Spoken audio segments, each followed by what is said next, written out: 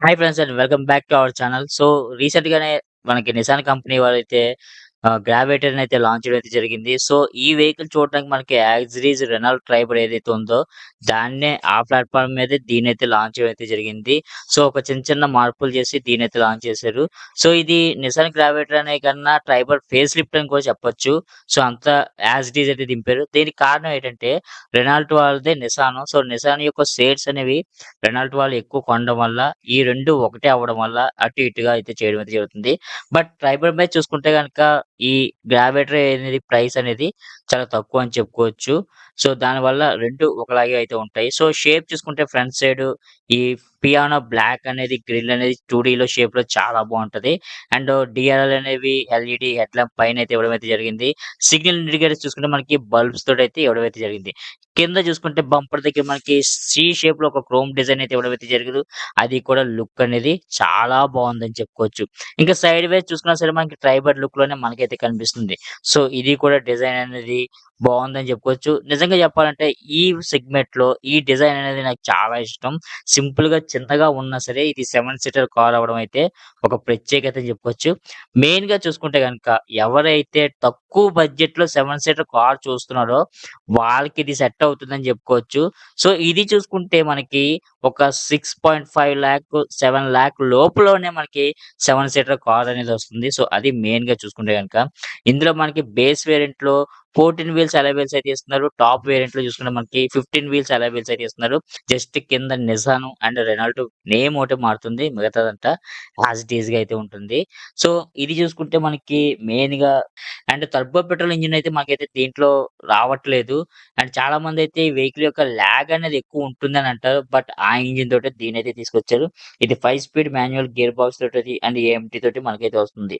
And దీని యొక్క power చూసుకుంటే గనుక 72 PSP power and 18 newton metre torque తోటైతే మనకైతే అందిస్తున్నారు.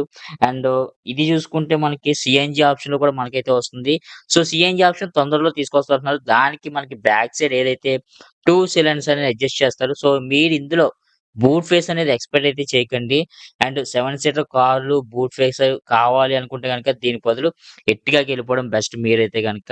అండ్ మీరు తీసుకున్నా సరే ఇందులో మనకి ఈ వెహికల్ ఏదైతే ఉందో బేస్ వేరియంట్ తీసుకుంటేనే ఇది మీకు వర్త్ అయితే అవుతది తప్ప మళ్ళీ ఇందులో టాప్ వేరియంట్‌కెళ్తే గనక దీనికన్నా బెటర్ ఆప్షన్ ఎర్టిగా అయితే అవుతది. ఇంకా ఇంటీరియర్ విషయానికొస్తే గనుక మనకి 8 ఇంచెస్ ఇన్‌స్ట్రుమెంషన్ క్లస్టర్ అయితే ఇవ్వడం అయితే జరిగింది.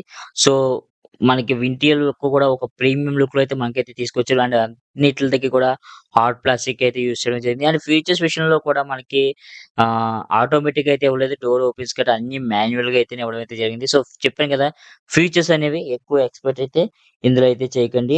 అండ్ మిగతా ఫీచర్స్ చూసుకుంటే ఇప్పుడు నేను చెప్పినయన్నీ కూడా మీకు టాప్ వేరియంట్‌లోనే మనకైతే వస్తాయి. So wireless Apple car play and Android auto అనేది ఇవ్వడం అయితే జరిగింది.